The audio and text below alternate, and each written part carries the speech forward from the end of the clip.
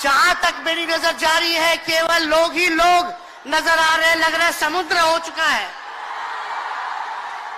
मैदान में तो इतने लाखों लाख 10 लाख से ज्यादा लोग आ गए, लेकिन सड़कों पर पटना के कई लोग अभी बाहर फंसे हुए हैं। प्रशासन ने रात भर तंग किया, लेकिन फिर भी आप लोगों ने मजबूत इरादे के साथ आप सब लोग यहां आए, तो आप सब लोगों का हम धन्यवाद करते हैं। 3500 किलोमीटर हम लोगों ने 10 दिन में पूरे बिहार घूमने का काम किया, और आप लोगों को हमने आमंत्रण किया था कि आप सब लोग पटना चले, और इतनी बड़ी संख्या में आप लोग आए हैं, तो आज रिकॉर्ड टूटा है। पूरी रैलियों का जो है रिकॉर्ड टूटा है। यही गांधी मैदान है। यहां राजनीतिक रैलियां तो होती थी, लेकिन जब तेजस्वी 17 महीने सरकार में था तो नौकरी का भी रैला यही मैदान से एक साथ 2 लाख लोगों को हमने नियुक्ति पत्र बंटवाया था। याद है कि नहीं है? तो रोजगार मेला भी, रोजगार रैली भी हम लोगों ने इस धरती पे किया है। इसलिए आप सब लोग जो विश्वास के साथ आए हैं अपने भाई को, अपने बेटे को आशीर्वाद देने के लिए, इसके लिए आप सब लोगों को हम धन्यवाद देना चाहते हैं। आप सब लोग जानते हैं चाचा जी पलट गए, लेकिन पलट गए तो जहां भी रहे सुखी रहे। आप लोग तो जानते हैं, हम आपसे पूछना चाहते हैं, सबसे पहली बार आपने किसके मुंह से सुना था 10 लाख नौकरी का? पटना में, बिहार में पोस्टर लगवा रहे हैं नीतीश कुमार जी। हमारे आदरणीय हैं, हमारे चाचा हैं, हम उनका आदर करते हैं, सम्मान करते हैं, बुजुर्ग हो गए, लेकिन पोस्टर लगवा रहे हैं कि रोजगार मतलब नीतीश कुमार। ये वही नीतीश कुमार जी हैं जब 2020 में हमने वादा किया था कि 10 लाख सरकारी नौकरी देंगे, तो मुख्यमंत्री जी ने कहा था कहां से आएगा पैसा? अपने बाप के पास से ला करके वेतन बांटेगा? असंभव है। सोचो, जो 17 साल में नहीं हुआ, उसी मुख्यमंत्री से, उन्हीं के हाथों 17 महीनों में हमने इसी मैदान में लगभग 5 लाख लोगों को सरकारी नौकरी हम लोगों ने दिलवाने का काम किया। महागठबंधन के साथियों को भी धन्यवाद देते कि विपरीत स्थिति में भी उन लोगों ने हमारा साथ दिया, लेफ्ट की पार्टियां, कांग्रेस पार्टियों ने। लेकिन 17 महीने में हम लोगों ने कितना काम किया? जाति आधारित गणना कराई, आरक्षण की सीमा 75% कराया, अति पिछड़े भाइयों का हम लोगों ने 24% बढ़ाया, पिछड़े भाइयों का बढ़ाया, हम लोगों ने दलित महादलित भाइयों का बढ़ाया, हमने आदिवासी भाइयों का बढ़ाया। जो काम आजादी के बाद से अब तक नहीं हुआ था, किसी सरकार ने नहीं किया था, उस काम को बिहार में हम लोगों ने करके दिखाया केवल 17 महीनों में। शिक्षा मित्र हो, विकास मित्र हो, टोला सेवक हो, तालमी मरकज के लोग हो, आंगनबाड़ी हो, उन सबके मानदेय को हम लोगों ने बढ़ाने का काम किया, दोगुना किया। ममता आशा का भी फाइल हम कर चुके हैं, लेकिन मुख्यमंत्री जी कई महीनों से रोक करके रखे, कैबिनेट में फाइल नहीं आने दे रहे। स्वास्थ्य विभाग से 1,30,000 का पब्लिक हेल्थ कैडर का फाइल दबा करके रखे हैं, लेकिन कितना भी दबाएंगे, तेजस्वी खड़ा है आपकी लड़ाई में, आपको आपका अधिकार दिला करके रहेगा। तो इस लड़ाई में साथ है कि नहीं है? दोनों हाथ उठा के बताइए। अगर आप साथ दोगे तो तेजस्वी मर मिटने को तैयार है आपके लिए।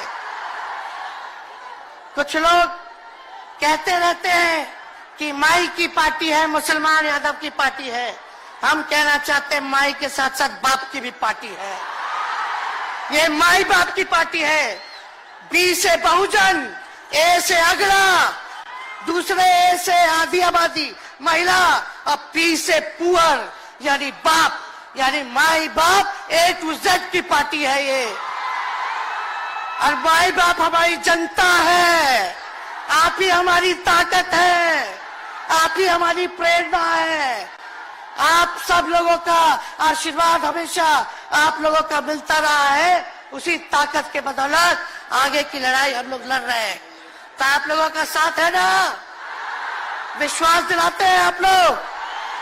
और आरजेडी का मतलब, मोदी जी कुछ भी कहते रहे, लेकिन आरजेडी का मतलब है आर्ट से राइट्स यानी अधिकार, जे से जॉब मतलब नौकरियां, और डी से डेवलपमेंट मतलब विकास, यानी अधिकार, नौकरियां, विकास, राइट्स, जॉब, डेवलपमेंट, ये है आरजेडी का मतलब।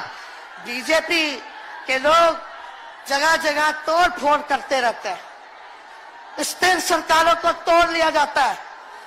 अरे कुछ विधायक इधर से उधर कर दे, कोई फर्क नहीं पड़ने वाला है, लेकिन जनता को कहां से खरीदेंगे? जनता जवाब देगी, जवाब दीजिएगा ना।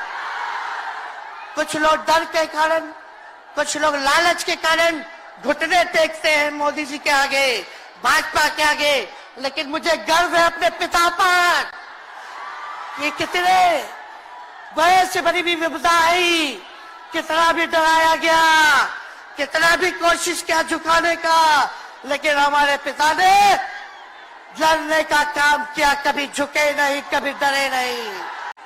उत्तर प्रदेश के पूर्व मुख्यमंत्री अखिलेश जी, तेजस्वी जी, राहुल जी, महागठबंधन के तमाम नेतागण, और फिर एक बार इतिहास की धारा को मोड़ने के लिए, नया इतिहास बनाने के लिए गांधी मैदान में लाखों की तादाद में पहुंची बिहार की संघर्षशील जनता, आप सबको नमस्कार, आदाब, जय भीम, लाल सलाम।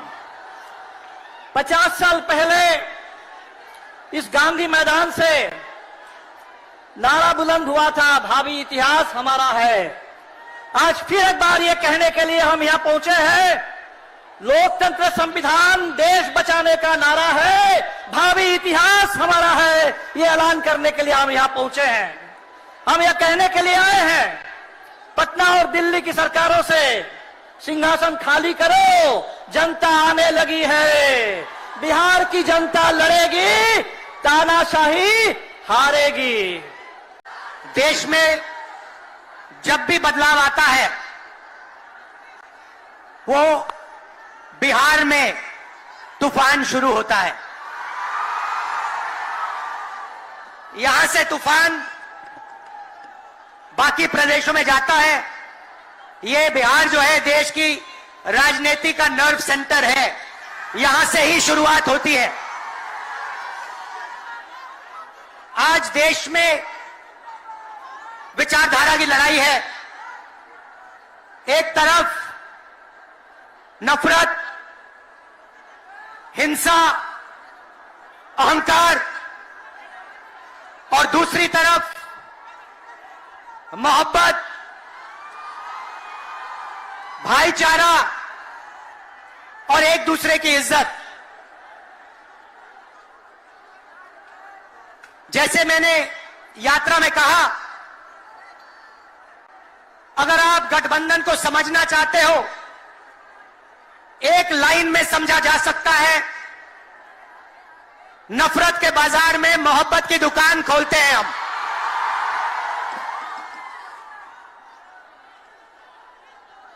इस देश में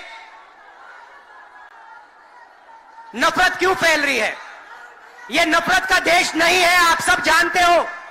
आपके दिल में, हिंदुस्तान के नागरिकों के दिल में नफरत नहीं है, मोहब्बत है, प्यार है, एक दूसरे का आदर है। तो सवाल उठता है कि इस देश में नफरत क्यों फैल रही है? भाई और बहनों, नफरत का सबसे बड़ा कारण देश में अन्याय है। अन्याय, युवाओं के खिलाफ अन्याय, आप सबके खिलाफ अन्याय, किसानों के खिलाफ अन्याय, सामाजिक अन्याय, आर्थिक अन्याय। प्रधानमंत्री जी 2-3 बड़े अरबपतियों के लिए काम करते हैं, 2-3 लोगों के लिए काम करते हैं। उनका 16 लाख करोड़ रुपया प्रधानमंत्री ने पिछले 10 सालों में माफ किया है।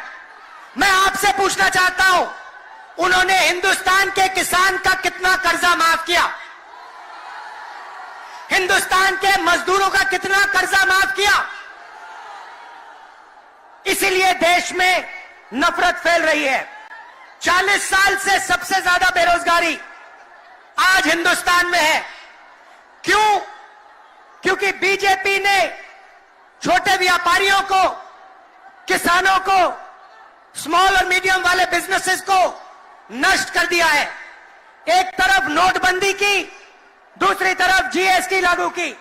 नतीजा यह हुआ, जो लोग इस देश को रोजगार देते हैं, छोटे बिजनेस वाले, स्मॉल और मीडियम बिजनेस वाले, उन सब का काम बंद हो गया। जहां भी देखो बड़े बड़े उद्योगपतियों की मोनोपोली बन रही है।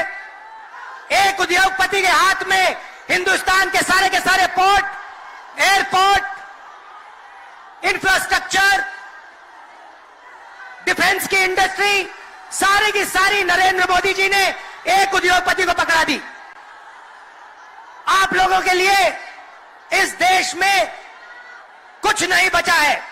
मैं आपसे सवाल पूछना चाहता हूं, इस देश में पिछड़ी जात के कितने लोग हैं? कितनी आबादी है पिछड़ी जात की? 50%। 50%। दलितों की कितनी आबादी है? 15%। आदिवासियों की कितनी आबादी है? 8%। कितनी बनती है भाई? कितनी होती है? 73% अब देखिए, 73% में से हिंदुस्तान की सबसे बड़ी कंपनियों में उनकी मालिकों की लिस्ट निकालिए, आपको एक व्यक्ति नहीं मिलेगा 73% वाला। उसके बाद मीडिया के मालिकों की लिस्ट निकालिए, बड़े बड़े इनके जो पत्रकार हैं उनकी लिस्ट निकालिए, आपको 73% में से एक नहीं मिलने वाला है। उसके बाद प्राइवेट अस्पतालों के मालिकों की लिस्ट निकालिए, स्कूल और कॉलेज जो चलाते हैं, private school, private college, private university, उनकी लिस्ट निकालिए, उधर आपको 73% का कोई नहीं मिलेगा। उसके बाद जो हिंदुस्तान को 90 ब्यूरोक्रेट चलाते हैं, आईएएस वाले, उनकी लिस्ट निकालिए, उधर आपको 3 पिछड़े वर्ग के लोग मिलेंगे, 3 दलित मिलेंगे और 1 आदिवासी मिलेगा।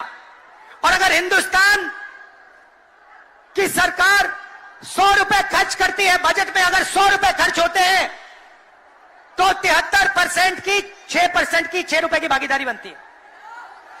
तो ये जो 73% है, और उसमें अगर आप जोड़ना चाहते हो तो गरीब जनरल कास्ट के लोगों को भी जोड़ लो। इनके लिए इस देश में कोई रास्ता नहीं बचा है। पहले क्या होता था? पहले पब्लिक सेक्टर होता था, उसमें गरीबों को रास्ता मिलता था, नौकरी मिल जाती थी, सरकार में रोजगार मिल जाता था, जैसे बिहार में तेजस्वी जी ने किया, जैसे छत्तीसगढ़ में हमने किया, कर्नाटक में, तेलंगाना में हम कर रहे हैं।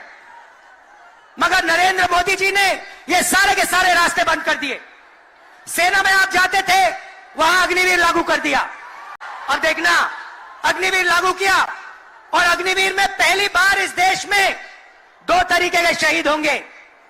एक शहीद होगा, उसको शहीद का दर्जा मिलेगा, उसे पेंशन मिलेगी, उसे कैंटीन मिलेगी, और उसे गांव में, शहर में आदर मिलेगा। दूसरा शहीद होगा, अग्निवीर होगा, वो शहीद होगा, उसे शहीद का दर्जा नहीं मिलेगा, उसको पेंशन नहीं मिलेगी, उसको कैंटीन नहीं मिलेगी, और उसको ट्रेनिंग भी सही नहीं मिलेगी। एक तरफ चाइना के सैनिक, पाकिस्तान के सैनिक सालों की ट्रेनिंग लेते हैं, और हमारे युवाओं को नरेंद्र मोदी 6 महीने की ट्रेनिंग देने के बाद उनके सामने खड़े करने की कोशिश कर रहा है। नतीजा आप जानते हो। मैं ज्यादा नहीं बोलना चाहता हूं। क्योंकि लालू जी को बोलना है। ये देखो, लालू जी को बोलना है। मगर मैं सिर्फ ये कहना चाहता हूं, बीजेपी के लोगों को गलतफहमी में नहीं होना चाहिए। हम लोग बीजेपी से, आरएसएस से नहीं डरते। हमें कोई फर्क नहीं पड़ता। हम देश के लिए लड़ते हैं, हम देश के लिए मरने के लिए तैयार हैं, और हम बीजेपी को, आरएसएस को यहां से हटा के इंडिया की सरकार बनाकर दिखाएंगे। आप सबका दिल से बहुत बहुत धन्यवाद। नमस्कार, जय हिंद।